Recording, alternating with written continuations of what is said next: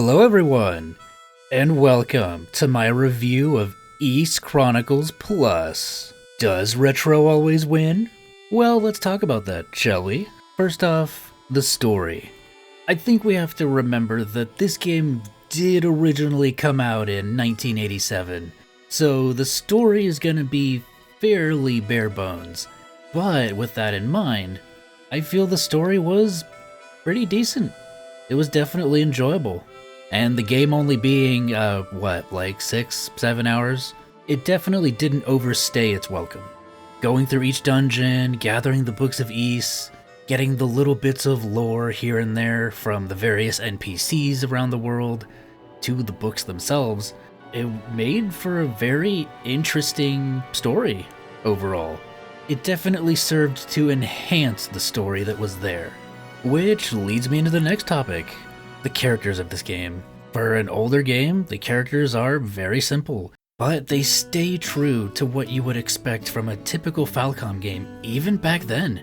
The characters just, I don't know, they just have this inherent charm to them. It just makes them so endearing and interesting to talk to, and even though they don't really have much to say, I very much enjoyed seeking them out, and I think the character portraits, what little there were, definitely helped add to that level of charm. The characters definitely felt very similar to Nayuta, in terms of not being much there, but what was there was a whole lot of fun.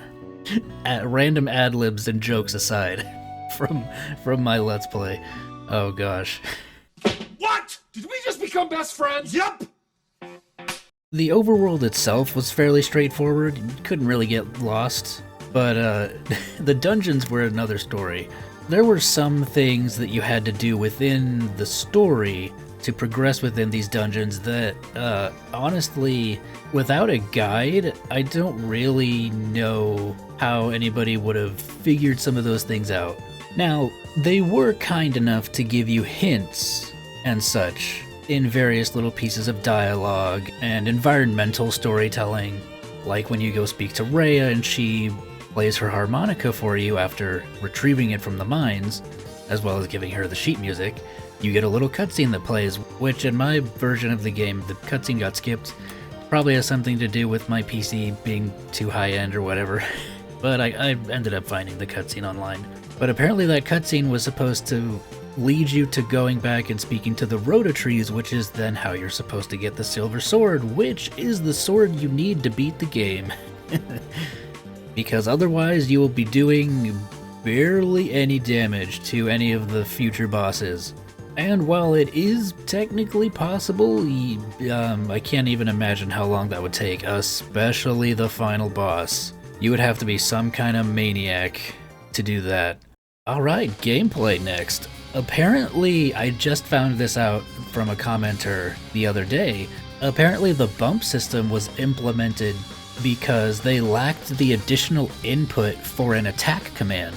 So they just made it so you did damage by running into enemies. So that's a cool bit of real-life lore there that I thought was interesting. But yeah, the bump system, instead of just hitting enemies head-on, you had to hit them either from behind or from the side or diagonally. It really made you think a little bit before you just charged in and went all Rambo on all the enemies. You can heal by standing still, and in the dungeons they do give you certain little rest areas periodically, so that was nice. It did allow you to be a bit more reckless, but I imagine on higher difficulties you definitely have to pay more attention to where you're hitting the enemies. So there is actually a level of depth to it beyond just smack enemy die, you gain level, boom, I win. I really did enjoy the combat, it was a lot of fun. Especially those, the boss fights were hectic, but it was a lot of fun just running around and trying to figure out, okay, how the heck do I beat this guy? Oh, I gotta run around and hit him from this angle. Oh, okay, I gotta wait until a certain frame and then I can hit the boss, or I gotta dodge a million objects on screen and not die. Okay, I just gotta gush for a moment about the music. I listened to mostly the Chronicles Plus version of the soundtrack, all arranged by Yukihiro Jindo. Man, Some of those themes, especially those dungeon themes and those boss themes, oh, those guitars were impeccable. But I gotta say, in the past couple of days, I've listened to a track called Rest in Peace on repeat here and there. It's just such a somber but beautiful track that plays after you beat the final boss, and it just perfectly conveys that feeling of relief that yes, you finally did it. You overcame this last trial that was in front of you. Wait. Come on.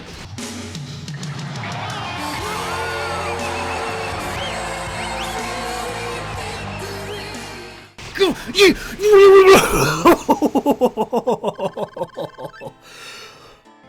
Oh, I did it, Coach. I did it, Dogie. Coach Dogie, I did it. I beat him. Now you can finally rest. Oh, it's so good. I gotta talk about the original versions too. I had no clue who Koshiro was before playing this game. I did a bit of wiki reading in my earlier episodes, and to me it seemed like, oh, so he's some kind of legendary composer from like back in the day. Sort of on the same level as like Nobuo Uematsu from Final Fantasy. And did you know that back then, when he composed the original soundtrack for this game, in 1987, he wasn't even 20 years old. Wow. Bruh. He was young and already putting out bangers. Oh, honestly, this makes me want to check out even more of his work. And I can't wait to see how that's evolved in Ys 2. How much he improves upon his craft. That has me really excited. And last but not least, the graphics.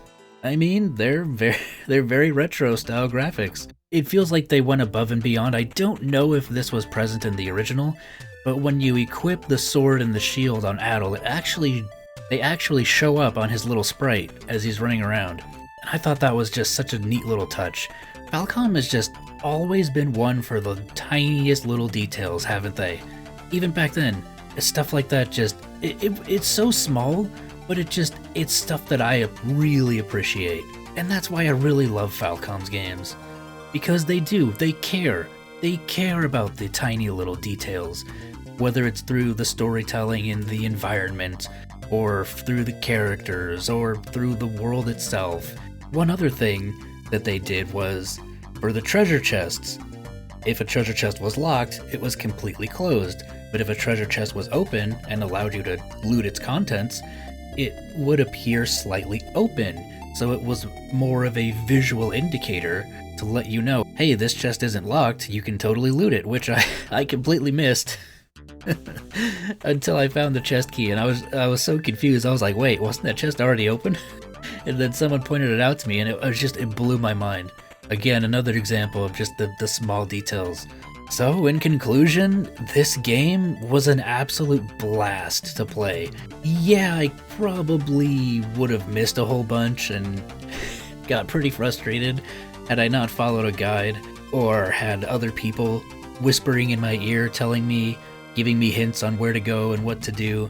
And yeah, my own little crazy ad-libs and stuff with Adol probably influenced my enjoyment of the game a little bit more.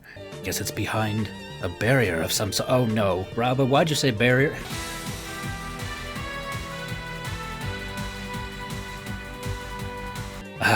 You should know, Raba, that's the forbidden word. You don't say that word around here. But overall, I would say this game, despite its age, was an absolutely fantastic game. And I absolutely recommend it to anybody who's into retro games, or if you're just starting out in gaming. Honestly, this is a game for literally everybody. And hey, if you have a Switch, they did just release the OG version on there, so you can experience the true pain of the OG version. After beating this game and sitting on it for a couple of days, I really am excited to jump into the second game and see what all Falcom did. How much they improved the game. Did they improve the gameplay at all? Did they improve the dungeon design? Is the music any crazier? Did they give the final boss a second phase? Oh god, oh no. Please no. And there was one little extra thing that I wanted to add in here, as far as the lore goes of the game. I read all the books while playing the game, but I had forgotten to check the compendium after beating the final boss. So if you guys don't want any spoilers, then feel free to click off now. And let me just say, thank you very much for being here. If you enjoyed this video, please leave a like on your way out. Leave a comment down below, tell me your thoughts, and hey, subscribe if you like what you see. Anyway, peace out, and let's get into the spoilers. Okay, so I guess we should just look at the compendium first. Dark fact, this was very interesting to me. A descendant of Fact, one of the 6 priests of Ys, who's become corrupted by a lust for power, seeks to gather the 6 books of Ys for his own nefarious purposes and will do anything to get them. Now at first, I was reading through the books again.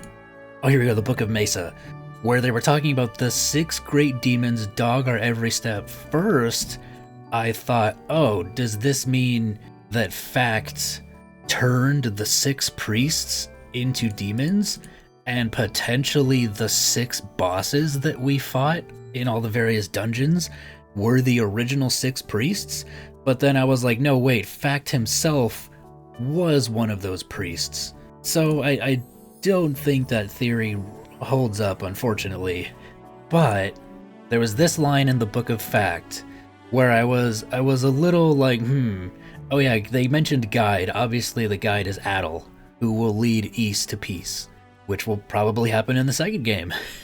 But those who use the powers of demons shall one day be consumed by them. So Fact must have, for some reason, maybe he saw the power of the Claria, he saw how dangerous it was, maybe he wanted the power of Ys-ily for himself, maybe the books somehow tainted him. I don't know. I don't have any good guesses for that. But obviously he ends up using the power of demons, and it says one day be consumed by them. It is he who leads that shapes the form of evil. So obviously that means Fact used the power of demons and was then cursed, and his bloodline is now in a sense eternally corrupted. And well, it ends with Dark Fact, probably, unless he comes back in the future. Unless there were other descendants of his. Maybe, that is possible. So I do wonder, because Fact is a descendant of the 6 priests, does that mean that the name of each book is the name of one of those priests? So then Luta is a descendant of one of the priests of the Gemma bloodline. Book of Mesa, I don't think there was anybody named Mesa. Dabi Tova was Sarah, Jebba, and Gobin. Hadal, I don't think we met anybody named Hadal. So I wonder if we'll meet these people in Ys 2, or if we've already met them and we just don't know their last names. That'd be cool. Anyway, I think that's pretty much everything. And I already said my outro, so yeah, this game was great.